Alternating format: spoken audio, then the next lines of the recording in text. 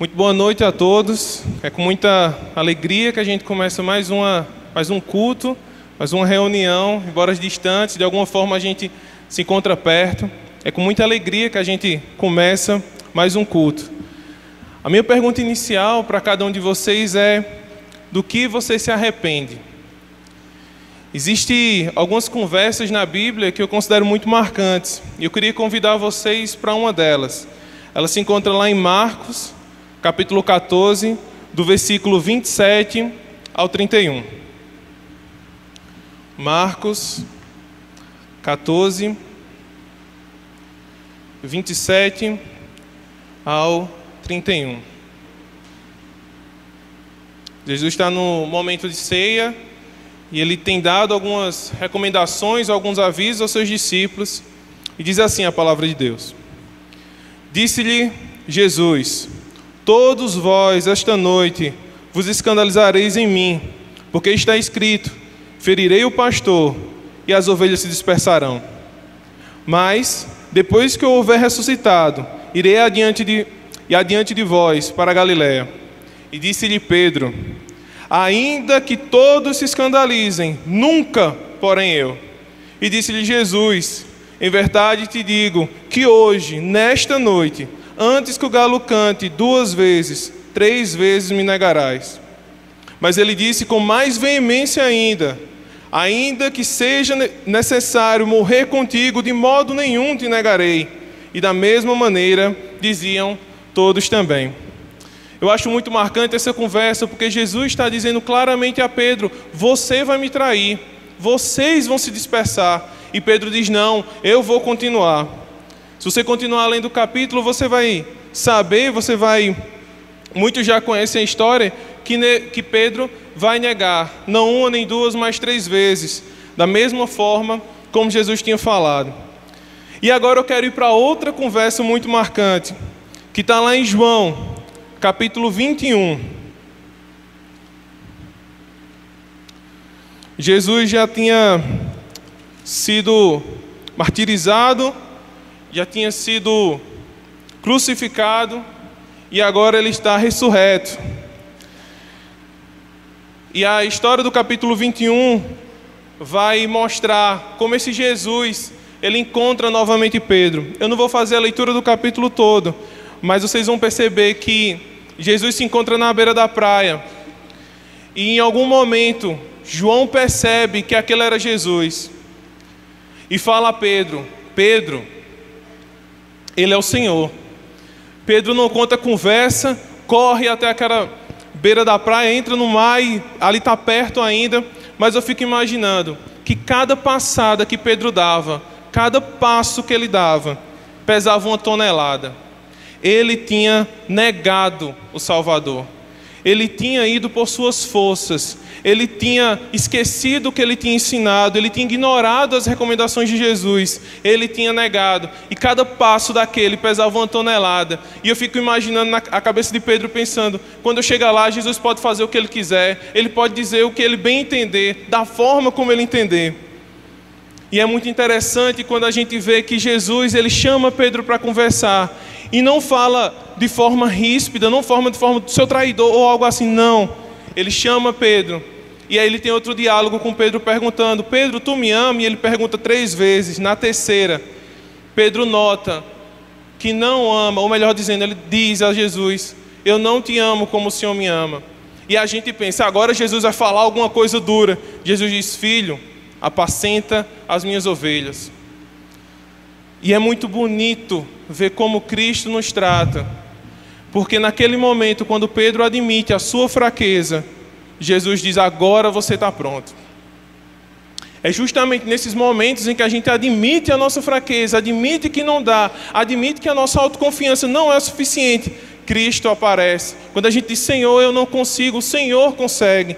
Aí sim, resplandece a glória do Senhor. A gente morre para nós mesmos, para que Ele seja glorificado. E é mediante a isso que, seja lá qual for o seu erro, queda ou falha, a cruz demonstra a justiça e a graça. E essa graça nos redime, ela nos lava. Sua morte e ressurreição. precisa ser maior que todas as nossas certezas. Não certeza sobre o que eu acho, sobre o que eu penso, mas o que a cruz diz, o que Cristo me ensina, o que Sua palavra nos orienta. E por último, eu queria me direcionar para Romanos 5, 19 a 20, para a gente encerrar.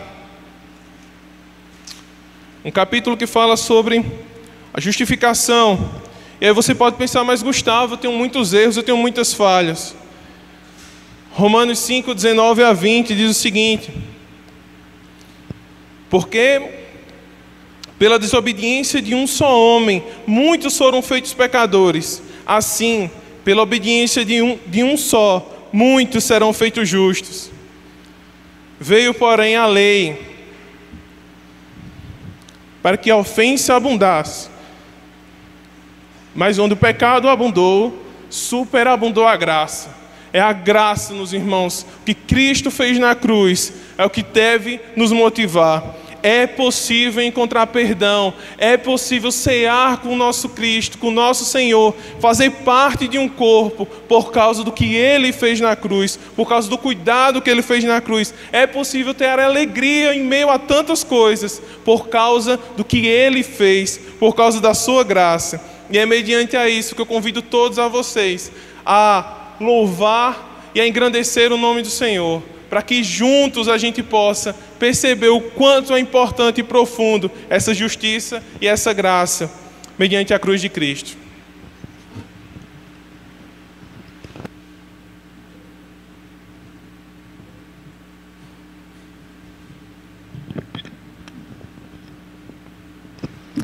Boa noite a você que nos acompanha em casa, online. Agradecemos muito por vocês estarem conosco e queremos celebrar o nosso Deus juntos nessa noite, louvando e engrandecendo o seu nome. E uma das maiores razões que temos para adorar e engrandecer o nome do Senhor é lembrarmos que Ele é amor. Em 1 João 4,8 diz que Deus é amor. Por Ele ser amor, Ele tanto nos amou que mandou o seu Filho na cruz. E é por isso que nós adoramos e louvamos o seu nome. Se você estiver em casa, fique de pé, cante com alegria, solte sua voz e adore ao Senhor de todo o seu coração.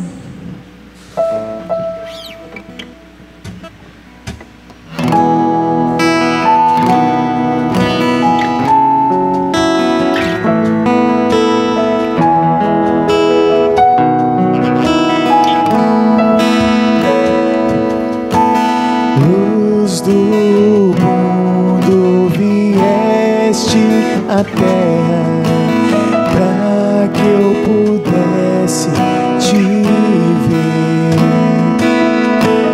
Tua beleza me leva a adorar-te.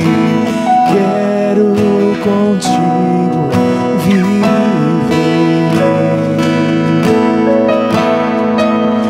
Vim para adorar-te, vim para prostrar-me, vim para dizer que és meu Deus. És totalmente amável, totalmente digno, tão maravilhoso para mim.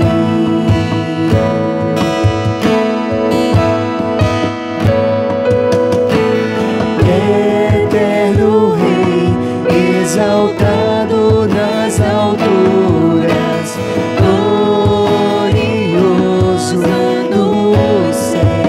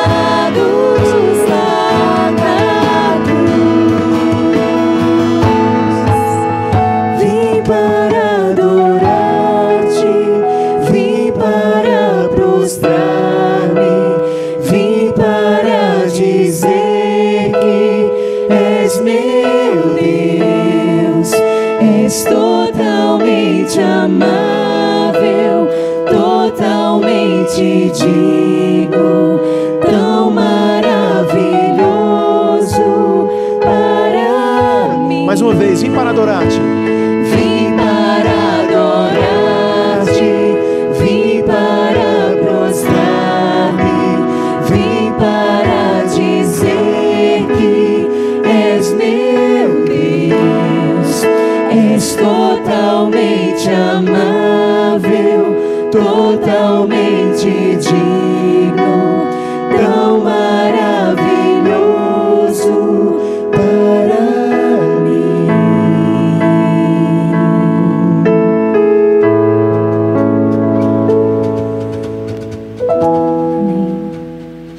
Amém. Glória a Deus.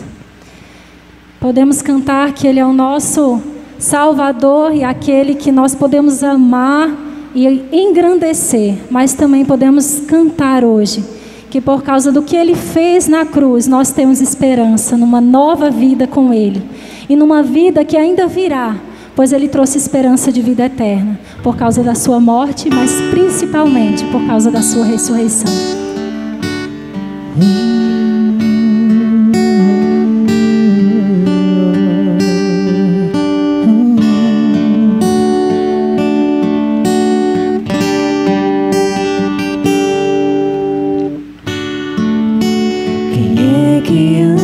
Sobre o mar e acalma o temporal,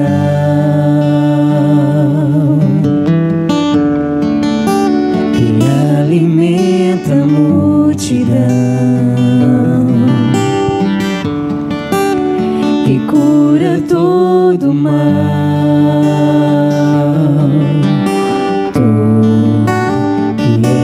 Eterno Criador, Tu, glorioso, santo e Rei de amor, quem é maior que os medos meus e em tudo satisfaz.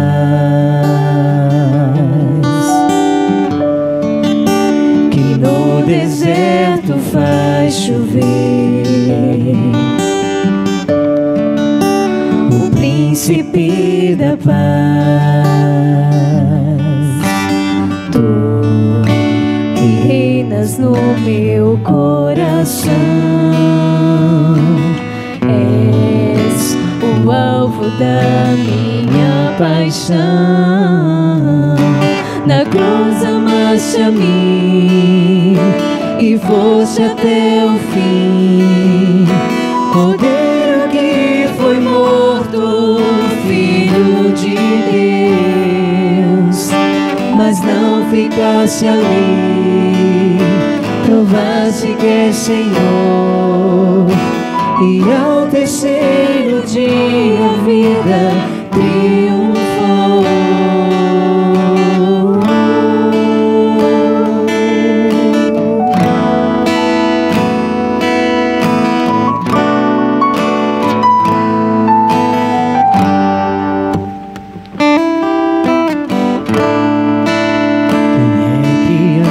Sobre o mar,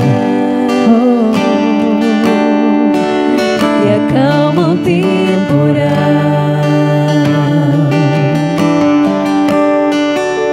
quem alimenta a multidão, que cura todo o mal. Tu que és eterno Criador, glorioso, santo e Rei de amor, quem é maior que os medos meus e em tudo satisfaz, que no deserto faz chover, príncipe da paz. Tu que reinas no meu coração, és o alvo da minha paixão. Na cruz amaste a mim e foste até o fim, Cordeiro que foi morto, Filho de Deus. Mas não ficaste ali, provaste que és Senhor, e ao terceiro dia a vida triunfou.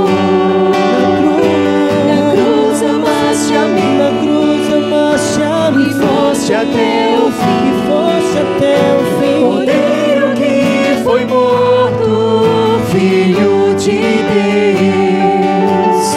Mas não ficaste ali, provaste que és Senhor, e ao terceiro dia a vida triunfou.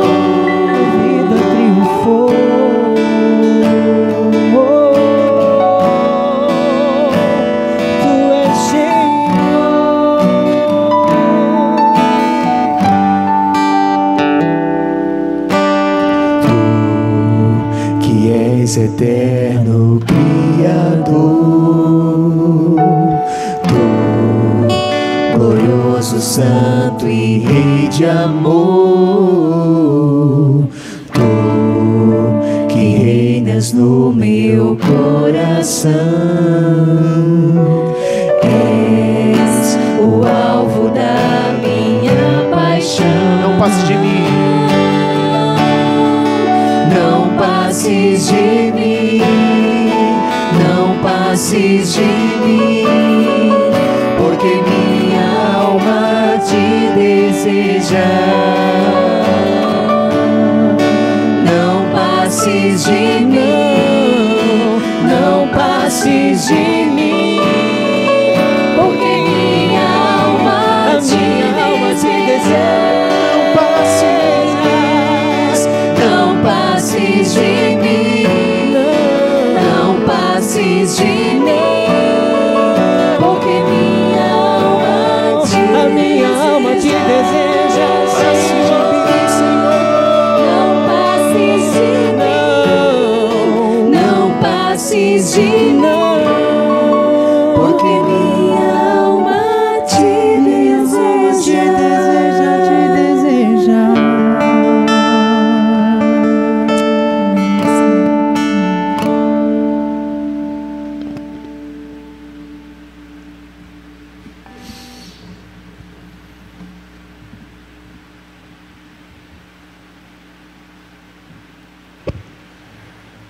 Amém. Podemos ter esperança, porque a cruz está vazia. Glória a Deus por isso. Isso é sensacional. E é por causa dela que a gente precisa anunciar o Evangelho. É com muita alegria que eu vou falar hoje do momento missionário. Hoje a gente vai começar o nosso primeiro momento missionário com o nosso querido irmão e pastor Elias e sua família. Ele está na tribo indígena dos Guaranis, lá no Mato Grosso do Sul. E a gente vai ver um vídeo, vocês vão ter a oportunidade de ver um vídeo que ele mesmo explica como estão as coisas por lá. Então a gente teremos agora algumas notícias do nosso querido irmão e pastor. A paz, irmãos, tudo bem com vocês? Graças a Deus nós estamos bem. Eu sou o pastor e missionário Elias Melgarejo, minha esposa. Oi, Adriana, graça e paz. Aqui é o Davi. Isabelle. Então, é uma alegria muito grande poder estar gravando esse vídeo para vocês, agradecer pelo apoio que a igreja tem nos dado esses anos.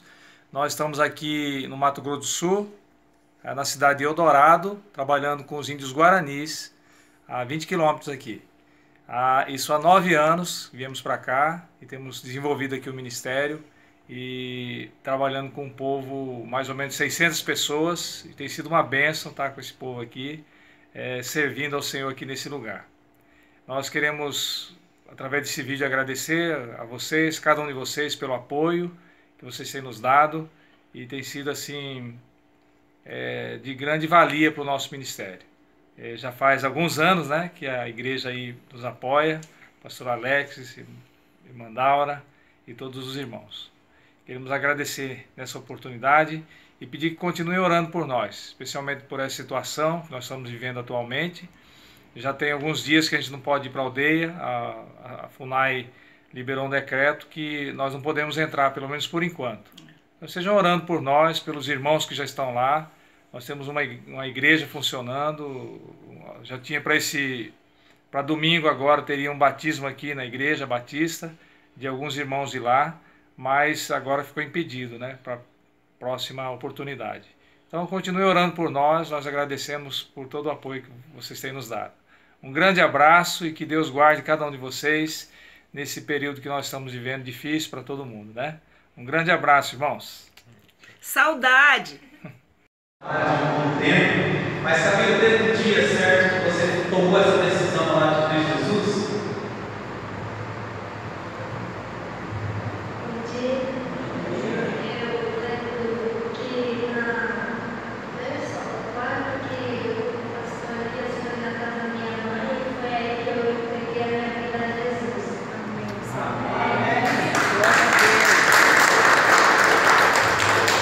Bem, né? Temos aqui então a Natiele. A Natiele também é parente da irmã Cristina. E Natiele, desde esse dia que você confirmou a sua fé em Cristo?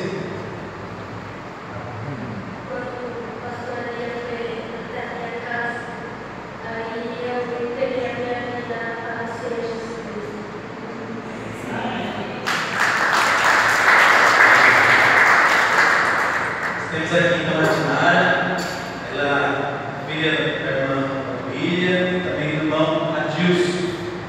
Mas nada, desde um dia específico que você entregou a sua vida a Cristo Jesus? Foi de manhã que você eu costume, eu se ver, aquele dia Jesus. Muito bom a gente poder ter notícias do nosso irmão, a gente vê essas pessoas dizendo que se entregaram a Jesus, que não podiam se conter de alguma forma, e isso é muito bom, que outros possam se integrar à família de Cristo. Isso é muito alegre, de uma forma muito alegre para a gente. E eu queria orar com vocês, peço que vocês fechem seus olhos, para que a gente possa fazer oração mediante a sua família, mediante as coisas que estão acontecendo por lá. Então oremos. Senhor soberano, um Pai amoroso, como o Senhor nos mostra na Tua Palavra, como a gente cantou também, um Deus que sabe o que é melhor para a gente, um Deus que cuida, um Deus que instrui cada um de nós, que nos orienta da melhor forma possível, que nos perdoa e que nos abraça. Obrigado por Tua misericórdia, por Tua graça. Te agradeço demais, Senhor, pela família, pelo pastor Elias, eles que têm se empenhado em falar do Teu amor em outro local. Muito obrigado e também te agradeço, Senhor, por essas pessoas que se achegaram a Ti, que foram batizadas. Dou graças, Senhor, por cada uma delas. E também te agradeço porque agora eles também têm outro apoio, né, de uma igreja local de lá. Então, Pai, continua sustentando. A gente não sabe muito bem como vão ser as coisas depois, mas a gente sabe que o Senhor está no controle. Isso basta, deve nos bastar. Então, muito obrigado, Senhor, por cada pessoa que o Senhor tem cuidado, demonstrado cuidado, demonstrado amor. É muito bom ver nossos irmãos crescendo em Cristo e fazendo a obra que o Senhor nos manda fazer. Graças te dou, Senhor, em nome de Jesus. Amém. Também gostaria de já dar também os avisos para vocês. É importante a gente falar sobre os dízimos e ofertas, lembrando o nosso compromisso, junto com as várias atividades que a gente tem com relação à igreja, que continuam, né, seja pagamento de algumas contas, o sustento missionário. Então eu queria deixar para você que, caso você deseje vir por aqui pela igreja, das 8 às 11 horas, você pode fazer aqui, depositar, tem um lugar aqui separado já para você fazer, ou caso você não tenha oportunidade, não consiga estar saindo de casa, é só contactar alguns diáconos que eles podem ir ajudar a pegar isso na casa de vocês. É importante seguir a gente nas redes sociais, seja o Instagram, ou no YouTube, onde você está assistindo agora. Lembrar também do acampamento, caso você queira vir, contribuir, fazer seu pagamento, também tem essa oportunidade. Frisar, pessoal, que a gente está se reunindo de alguma forma aí nas reuniões dos grupos. Então, durante a semana, a gente tem várias reuniões separadas, divididas. Então, se você conhece alguém que quer convidar, a gente tem a oportunidade de ter pessoas que estão bem distantes participando de alguns grupos. Isso é muito edificante para a gente. As pessoas também têm se alegrado muito e está sendo muito bom. Claro que a gente quer se reunir, a gente quer estar junto, mas enquanto isso não pode acontecer, que a gente fique fazendo essas videoconferências e podendo ter um pouquinho ali um contato de alguma forma.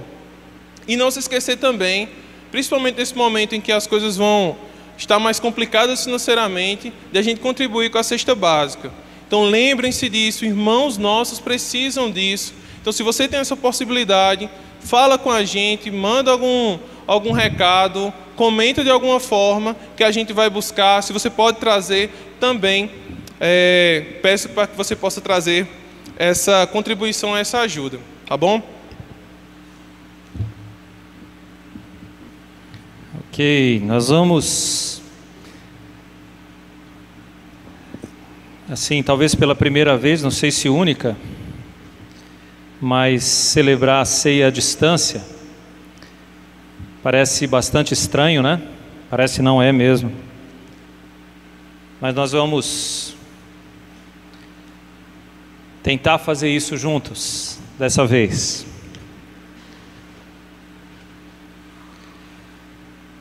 Nós tínhamos pedido para que vocês nas suas casas separassem já um pedaço de pão e algum tipo de bebida que lembre o vinho, para que nós pudéssemos celebrar. Mas antes de celebrarmos, sempre a gente faz algumas recomendações, dá alguns alertas sobre isso. Nossos não. O próprio apóstolo Paulo fez isso na primeira carta aos Coríntios, capítulo 11, a partir do verso 27.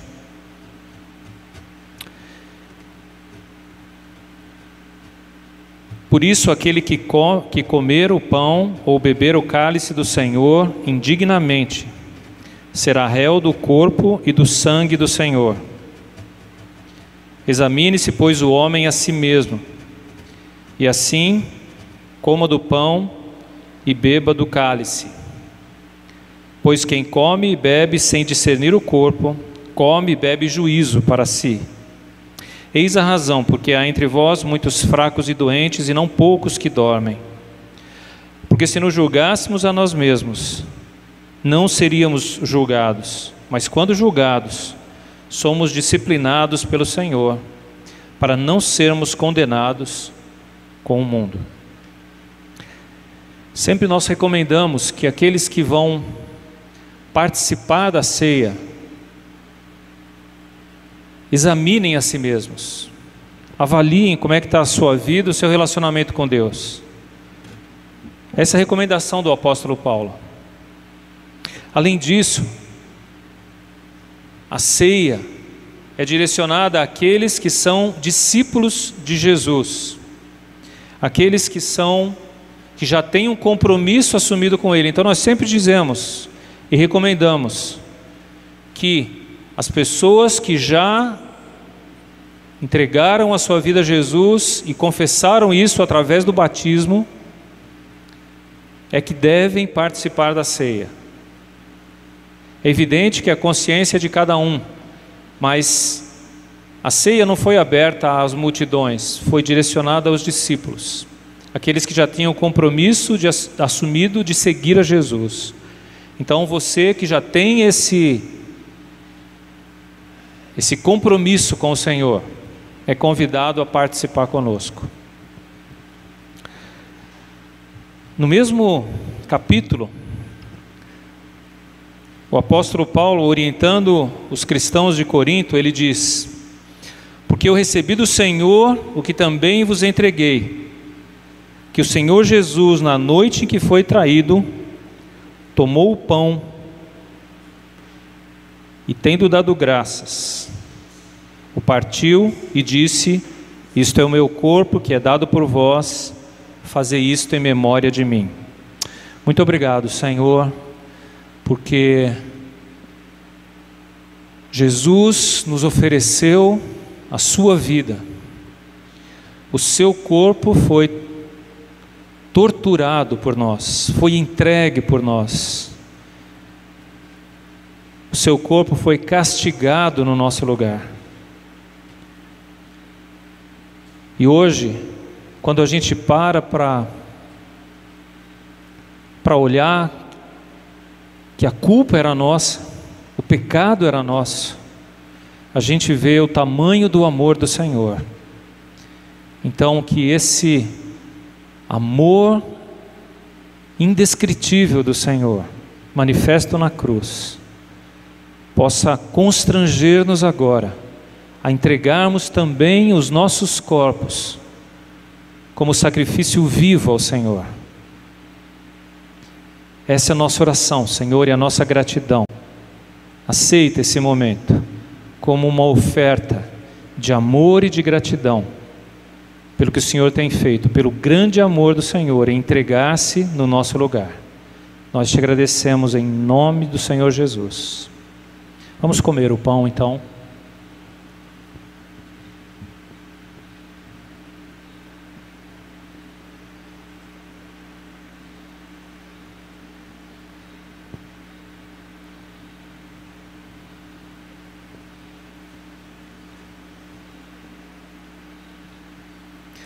O apóstolo Paulo continuou dizendo: por semelhante modo, depois de haver ceado, tomou também o cálice, dizendo: este cálice é a nova aliança no meu sangue.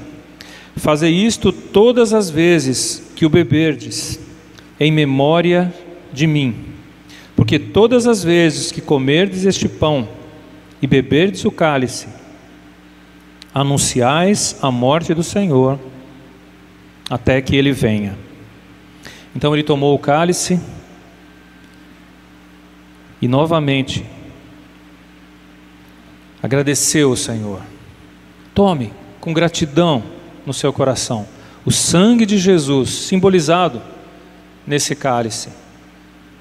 É aquele capaz de perdoar os nossos pecados, é aquele que foi derramado para que nosso sangue não fosse derramado, para que nós não recebêssemos a condenação. Então vamos tomar o cálice e agradecer o Senhor.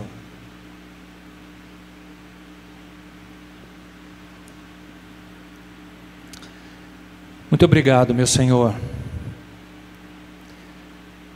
por sacrificar-se no nosso lugar, por pagar o preço que era nosso e por pagá-lo de uma vez por todas. Obrigado porque hoje a gente não precisa mais de nenhum sacrifício, porque o teu sacrifício foi suficiente para que todos os pecados daqueles que sinceramente reconhecem, se arrependem e confessam diante do Senhor fossem perdoados. Que esse perdão do Senhor mais uma vez seja renovado sobre a vida de cada um dos meus irmãos que tem participado desse momento e que tem agradecido ao Senhor por restaurar a nossa comunhão com o Pai. Então, Senhor, no teu nome santo é que nós damos graças. Amém.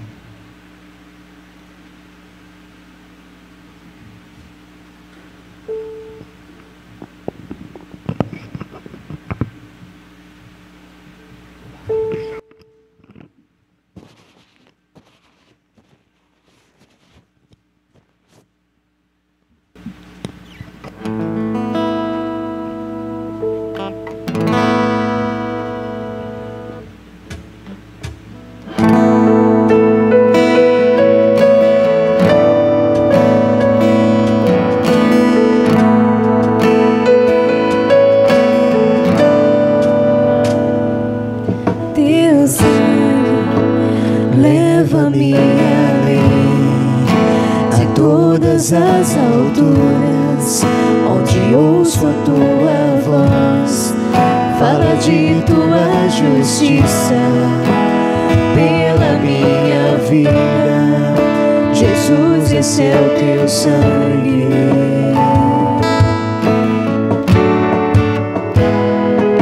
Tua cruz mostra tua graça, fala do amor do Pai, que prepara para nós um caminho para Ele, onde posso me achegar somente pelo sangue.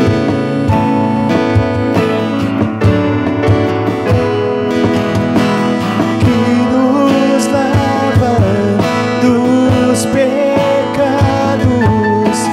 que nos traz restauração. Nada além do sangue, nada além do sangue de Jesus.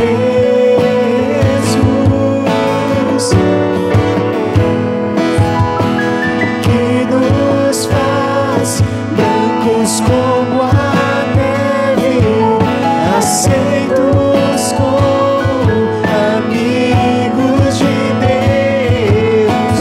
Nada além do sangue, nada além do sangue de Jesus.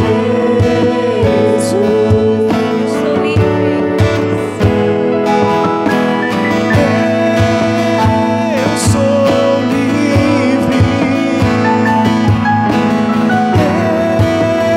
Eu sou livre. Eu sou livre. Nada além do sangue, nada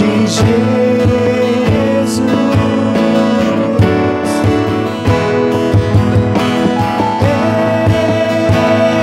Eu sou livre. Eu sou livre. Nada além do sangue, nada além do sangue de Jesus. Você em casa agora cante assim, ó. Eu sou livre. Eu sou livre.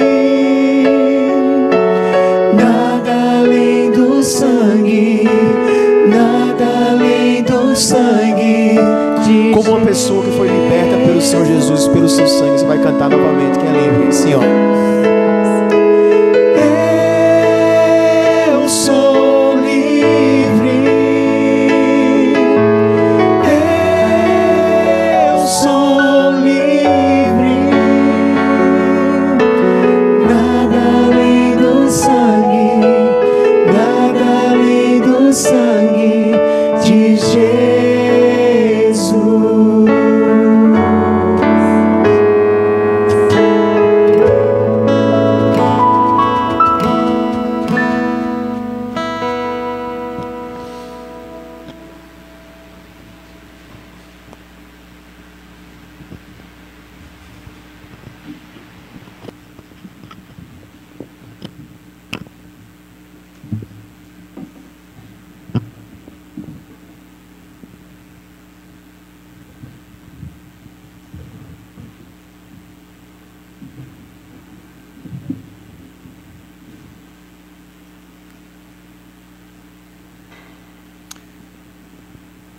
Nesses dias em que celebramos a Páscoa cristã,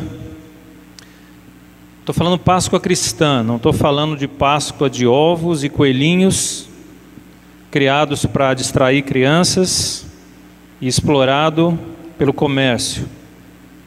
Refiro-me à Páscoa que celebra a morte e ressurreição de Jesus. Nesses dias, há uma série de rituais religiosos onde muitas pessoas colocam a sua fé nos rituais, nas práticas. E eu quero falar hoje sobre o perigo de se apegar a esses rituais, esses que têm dias marcados, e consagrar-se a Deus nesses dias, ao invés de vivermos uma vida diária, uma vida que deve afetar todos os nossos dias.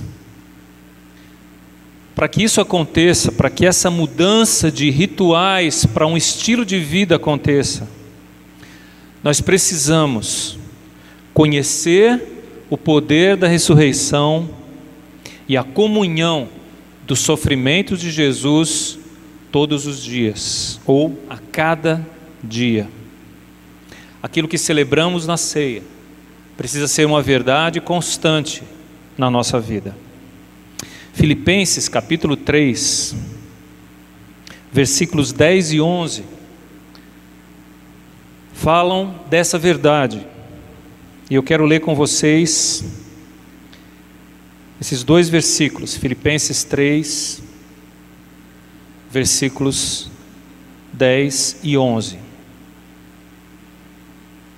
Foi daqui que eu tirei o tema dessa mensagem: conhecer o poder da ressurreição e a comunhão dos sofrimentos de Cristo. Diz assim o apóstolo Paulo: para o conhecer e o poder da sua ressurreição e a comunhão dos seus sofrimentos, conformando-me com ele na sua morte, para, de algum modo, alcançar a ressurreição dentre os mortos. Vamos orar? Nosso Deus, te agradecemos muito, Senhor, por nos dar a oportunidade de conhecer o Senhor, de revelar-se a nós. E a minha oração, Deus, é que hoje o Senhor continue a revelar-se àqueles que não te conhecem. E mais do que isso, Deus, juntamente com o conhecimento do Senhor, a gente compreenda o poder da ressurreição e a comunhão dos sofrimentos de Jesus. Que o Senhor nos oriente nesse sentido de tornar essa verdade clara, que o Teu Espírito, Deus, complete tudo aquilo que não soubermos expor aqui, mas que a Tua Palavra se torne clara em muitos corações e mentes. É o que te pedimos, em nome de Jesus.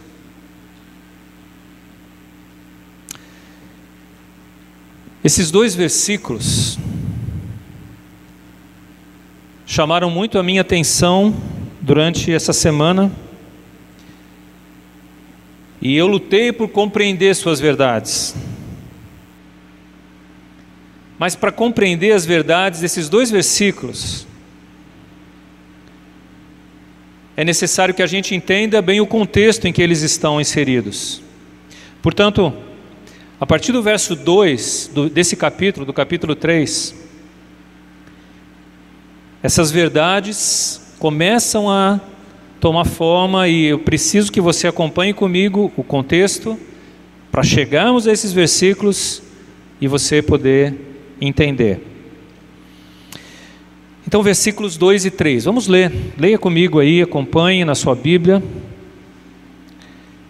Versículos 2 e 3. Acautelai-vos dos cães, acautelai-vos dos maus obreiros, acautelai-vos da falsa circuncisão, porque nós é que somos a circuncisão, nós que adoramos a Deus no Espírito e nos gloriamos em Cristo Jesus e não confiamos na carne. O apóstolo Paulo usa palavras fortes aqui ao se referir a um grupo de pessoas que estavam se apresentando como discípulos de Jesus, mas ensinando um falso evangelho. Ele o chama de três coisas: cães, maus obreiros e falsa circuncisão. Quem eram essas pessoas naquela época? Eles constituíam um grupo chamado de judaizantes. Pessoas que se diziam cristãs e que tentavam impor costumes judaicos à igreja. E que ao fazer isso, desviavam muitas pessoas da verdadeira fé para os rituais. Ao invés de colocarem a fé em Jesus, colocavam a fé em rituais religiosos. Segundo eles, o relacionamento com Deus dependia de dias santos, de rituais religiosos, de herança familiar e até de herança racial. Paulo fala mais sobre eles em outras duas cartas, ao escrever aos Gálatas e aos Colossenses.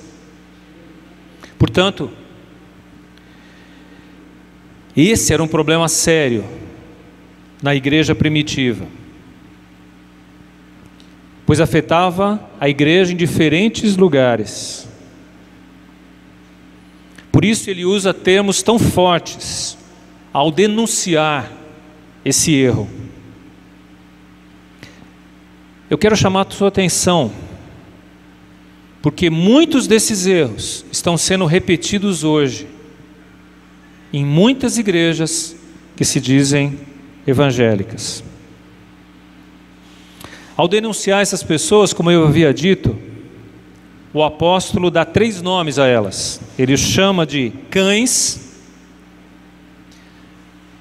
Talvez aqui uma referência àqueles animais que comiam os restos, as sobras que caíam da mesa, que eram jogadas no lixo. O alvo desses falsos mestres eram aquelas pessoas convertidas, mas não firmes na fé. Aqueles que ainda estavam à margem da igreja, aqueles que estavam iniciando sua caminhada cristã. Por isso, cães, aqueles que se aproveitavam dos que estavam ao redor. Também os chama de maus obreiros. E com isso ele está dizendo de pessoas mal intencionadas,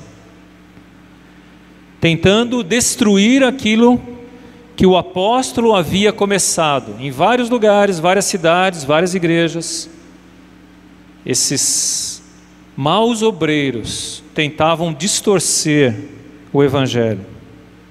E finalmente ele o chama de falsa circuncisão.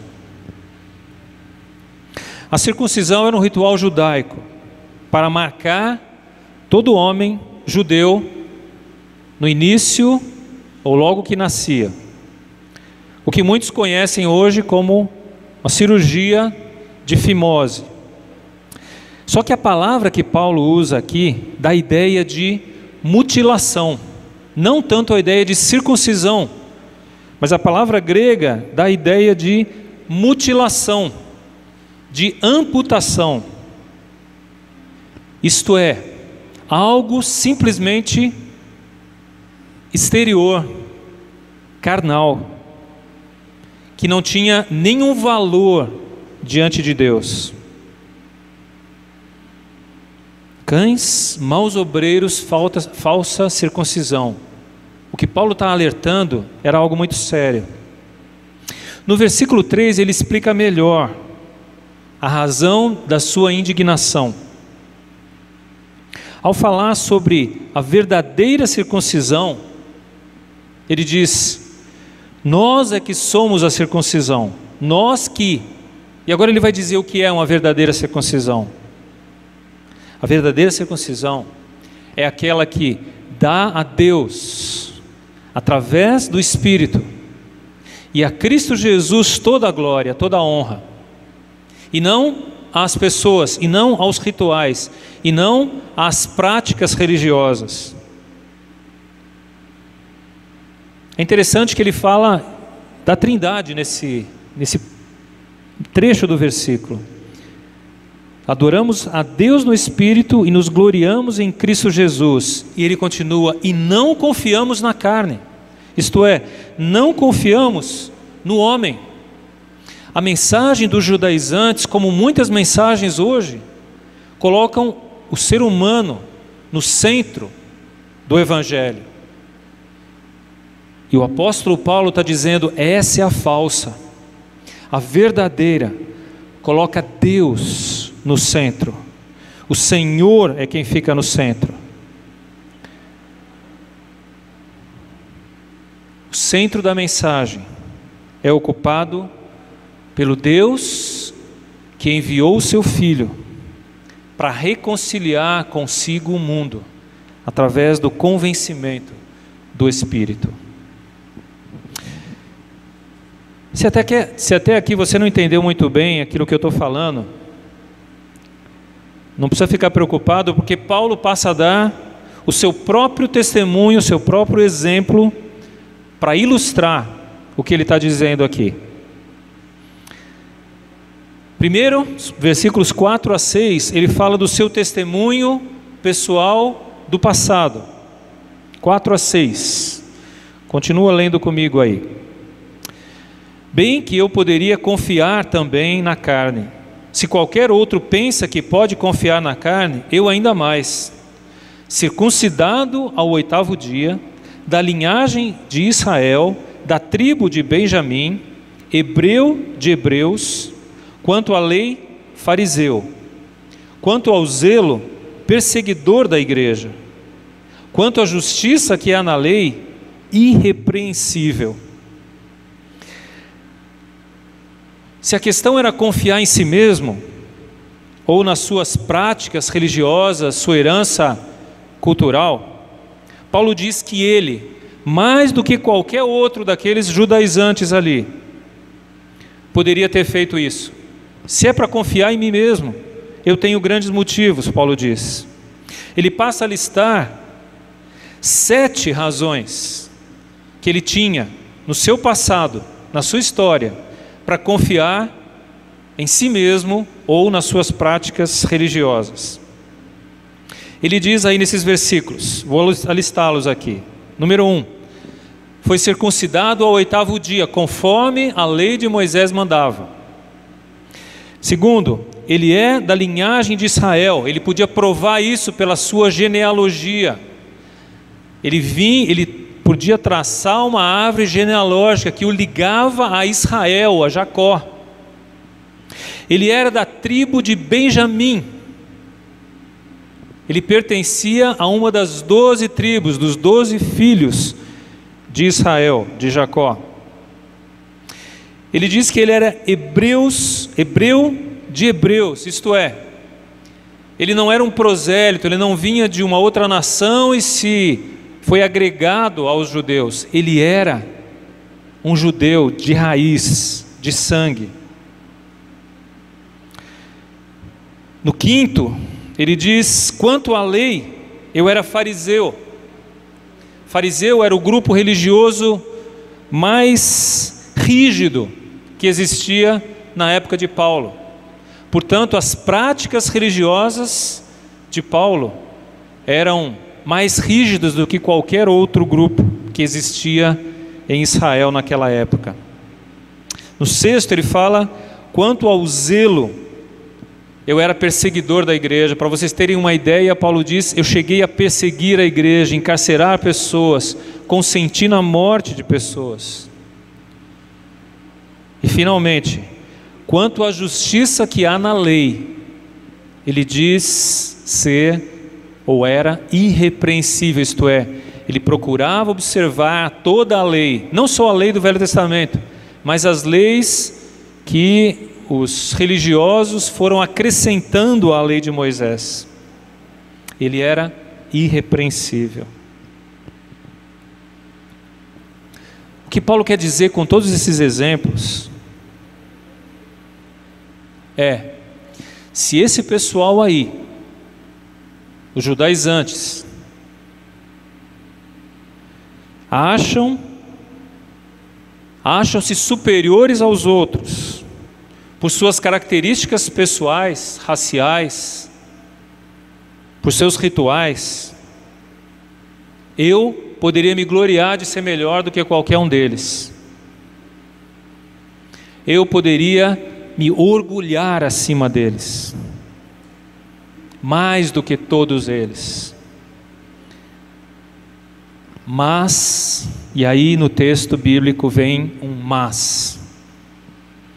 E aqui faz toda a diferença na história de Paulo e na nossa história. E eu espero na sua história. Aquele testemunho do passado de Paulo sofre uma guinada quando ele se encontra com Cristo. E aí, o testemunho do presente é outro, completamente diferente. Acompanha comigo do versículo 7 até o versículo 9. Mas o que para mim era lucro, isto considerei perda, por causa de Cristo. Sim, deveras considero tudo como perda, por causa da sublimidade do conhecimento de Cristo Jesus, meu Senhor, por amor do qual perdi todas as coisas e as considero como refúgio, para ganhar a Cristo e ser achado nele, não tendo justiça própria, que procede de lei, senão a que é mediante a fé em Cristo, a justiça que procede de Deus, baseada na fé. Diante de Cristo e de tudo que ele representa, os valores de Paulo sofrem uma inversão completa. O que era lucro, ele diz, considerei perda. Aquilo de que eu me orgulhava, eu já não me orgulho mais. O conhecimento de Cristo mudou o sistema de valores de Paulo, virou de cabeça para baixo. Sua vida deu uma guinada. As coisas que ele se orgulhava no passado se tornaram sem valor. Diante do quê? Diante do conhecimento de Cristo, diante da grandiosidade do que Cristo fez e representa para ele. Isso não era desrespeito às suas raízes judaicas, mas isso mostra que aquilo que para ele era motivo de orgulho diante de Cristo, já não era mais motivo de orgulho, porque Cristo era muito superior, muito maior do que tudo aquilo que ele podia se orgulhar no seu passado. Aquela justiça própria de que ele se orgulhava, seja a tradição religiosa, tradição familiar, tradição moral ou cultural, perderam o sentido para ele. Ele entendeu que a verdadeira justiça é aquela que alcançamos exclusivamente pela fé, aquela que vem de Deus em Cristo. Quando Paulo encontrou-se com Cristo, o Cristo ressurreto, todo o seu sistema de justiça, justiça religiosa, justiça própria, ruiu, desabou. Quando ele compreendeu o que Jesus disse na cruz: está consumado, está pago, a dívida foi cancelada. Ele compreendeu que Cristo pagou pelos seus pecados. E agora, o seu trabalho era confiar no plano de Deus, confiar que o que Cristo fez era suficiente. Por isso, nós não temos nenhuma glória na salvação. Toda a glória pertence a Deus. Por isso você leu aí comigo no versículo 3. A verdadeira circuncisão são daqueles que adoram a Deus no Espírito e se gloriam em Cristo Jesus. Não mais se orgulham de si mesmos, dos seus feitos, mas rendem todo louvor, toda a glória a Cristo. Agora vem a última parte. A parte que nós escolhemos como título desse sermão: o poder da ressurreição e a comunhão dos sofrimentos. Versículos 10 e 11. Vou ler mais uma vez.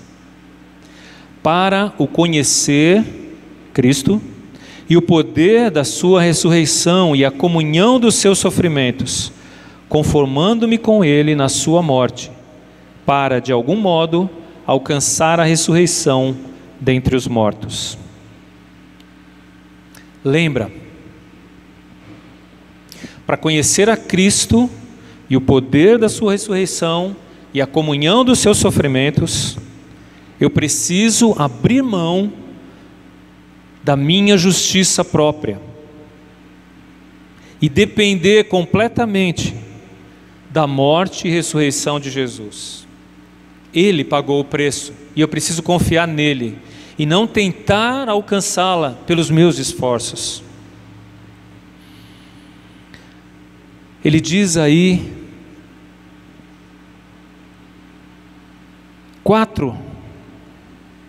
5 coisas importantes. Primeiro, para o conhecer, ou isto é, para conhecer a Cristo, para conhecer o seu perdão, a sua graça, sua misericórdia, sua bondade, sua justiça, para que eu conheça a Cristo. Ele falou: a minha justiça foi deixada de lado, para que agora eu conheça a Cristo e faça com que a justiça dele, a bondade dele, a misericórdia dele, passem a fazer parte da minha vida também, dos meus pensamentos, das minhas atitudes, das minhas ações, para o conhecer a Cristo no meu dia a dia. Para conhecer, em segundo lugar, o poder da sua ressurreição. Conhecer o poder da sua ressurreição na minha vida diária. Como isso é possível? É possível quando eu entendo que a morte já não me amedronta. O medo não mais me domina. Mesmo em tempos de coronavírus, a morte já não traz mais ameaças para mim. Por quê? Pelo poder da ressurreição de Jesus, que é estendido a todo aquele que confia nele, que crê na sua ressurreição. O poder da ressurreição é o que intimida e afasta o medo da morte. Ele também fala da comunhão dos seus sofrimentos. Comunhão nos seus sofrimentos. Ao sofrer, ao enfrentar dificuldades, talvez alguns enfrentando mais do que outros nesses dias, mas ao sofrer, eu não preciso mais me ver como vítima. Eu preciso entender que o que está acontecendo na minha vida é parte de um plano maior de Deus, um propósito maior, para formar Cristo em mim, para que as características de Jesus passem a fazer parte da minha vida também. Eu não tenho mais que lamentar o sofrimento, mas agradecer, porque Deus está trabalhando em mim. Recentemente, muitos de nós aqui na cidade acompanhamos a luta de uma serva de Deus pela vida. Eu estou me referindo a Kiara, uma mulher que dedicou muito da sua vida no trabalho da evangelização de crianças e que nos últimos dias foi acometida de um tipo agressivo de câncer que a levou. Mas o testemunho das pessoas que estavam perto dela nesses dias sempre era de: Kiara quer agradecer a todos que estão orando. Kiara quer agradecer pela oportunidade que Cristo deu a ela de testemunhar sobre Ele. Ela quer cantar louvores a Deus. Ela tem expressado gratidão. Como pode alguém, como um paciente terminal, expressar gratidão a Deus. É isso que Paulo está falando, que podemos participar na comunhão dos seus sofrimentos. E ele diz mais ainda no versículo 10, conformando-me com ele na sua morte. É evidente que isso aqui não é literal, ninguém mais precisa ser crucificado de novo. Quando nós falamos de batismo, o batismo por imersão, nós estamos falando de morte e de novo nascimento. Essa morte, morrer para si mesmo, morrer para o seu passado, foi o que Paulo fizera. Ele morreu para os valores seus do passado. E agora, ele estava renascendo para uma nova vida. Agora ele tinha uma nova vida. Finalmente, o último ponto aí, no verso 11. Para de algum modo alcançar a ressurreição dentre os mortos. Para alcançar a ressurreição dentre os mortos. Expressa muito mais o desejo, o anseio da alma, do que qualquer tipo de dúvida. Alcançar a ressurreição é o nosso grande desejo, quando seremos transformados, teremos um novo corpo. Paulo fala isso em 1 Coríntios 15. Esse é o anseio de todo aquele que nasceu de novo, se tornar finalmente como o Mestre, com um corpo incorruptível.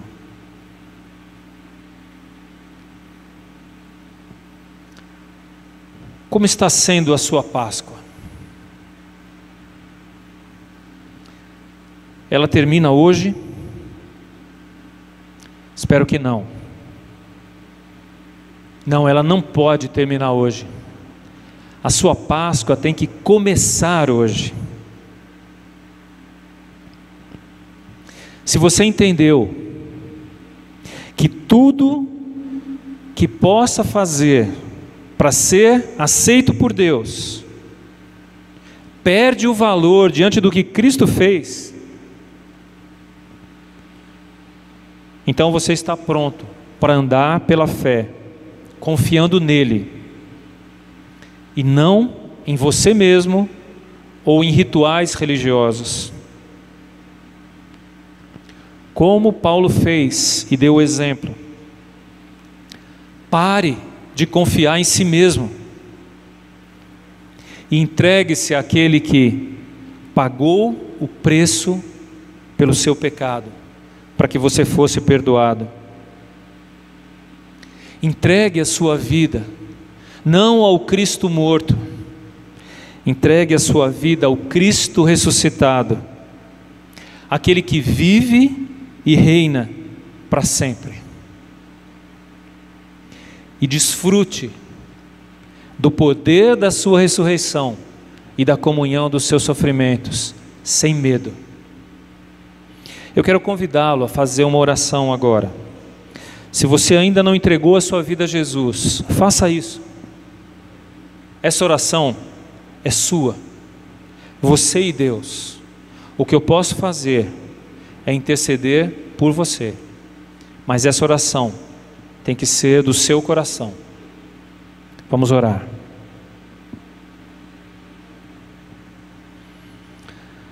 Muito obrigado, Senhor, por cada pessoa que pôde ouvir e entender essa mensagem. Eu quero orar especialmente por aqueles que não tinham compreendido ainda o Evangelho, mas que pela ação do Teu Espírito hoje puderam compreender que não depende de si mesmo a salvação, mas depende do Cristo que venceu a morte. Ó Deus, que essas pessoas consigam entregar as suas vidas ao Senhor e possam receber do Senhor o presente da vida eterna.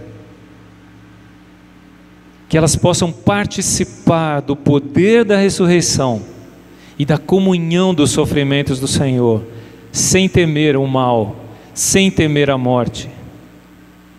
Porque o Senhor passa a ser o seu fiel fiador, aquele que se coloca ao seu lado agora, para garantir-lhes o perdão e a vida eterna. Então, Senhor, aceita essas vidas que hoje se rendem aos teus pés e que passam agora a glorificar o Senhor, a dar ao Senhor toda a honra, e que abrem mão do seu próprio orgulho para glorificar o teu nome.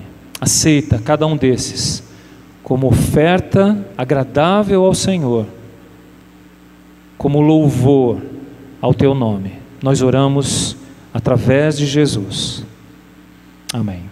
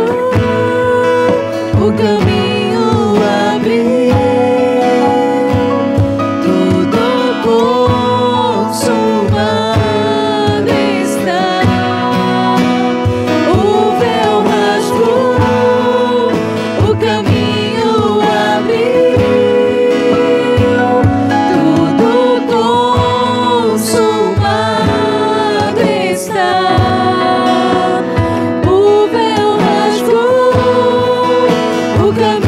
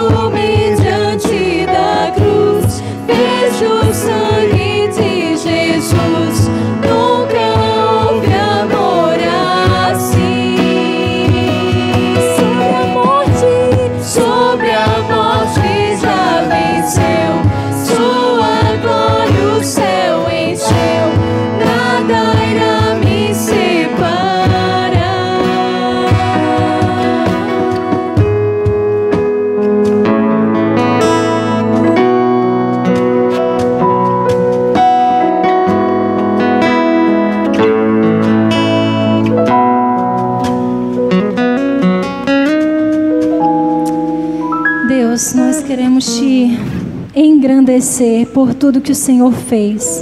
Louvado seja o teu nome, Jesus, porque o Senhor morreu numa cruz por mim e por cada um que está ouvindo essa mensagem hoje. Eu creio, Senhor, de todo o meu coração que o teu sangue é suficiente para limpar os nossos pecados, para nos trazer salvação e vida eterna, ó Deus. Muito obrigada por Jesus Cristo, muito obrigada, porque não é por merecimento, Senhor.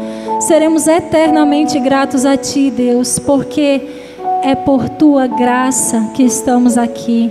É por Tua graça, Senhor, e Teu favor por nós, que nós hoje podemos cantar, engrandecer o Seu nome, que nós hoje vencemos o pecado. Deus, muito obrigada, Senhor, porque Jesus fez isso no nosso lugar. Nós não poderíamos, nós não conseguiríamos, mas o Senhor mandou o Seu Filho. Tamanho sacrifício que eu não sei explicar, ó Deus, quão difícil seria abrir mão de um ente, de uma pessoa próxima com o próprio Filho, por pessoas que muitas vezes viram as costas para o Senhor, como nós, como eu. Perdoa-nos, Senhor, mais uma vez, e mais uma vez somos gratos por Tua graça, Teu amor e pelo sacrifício de Cristo e essa nova identidade que recebemos em Cristo. Em nome de Jesus. Amém.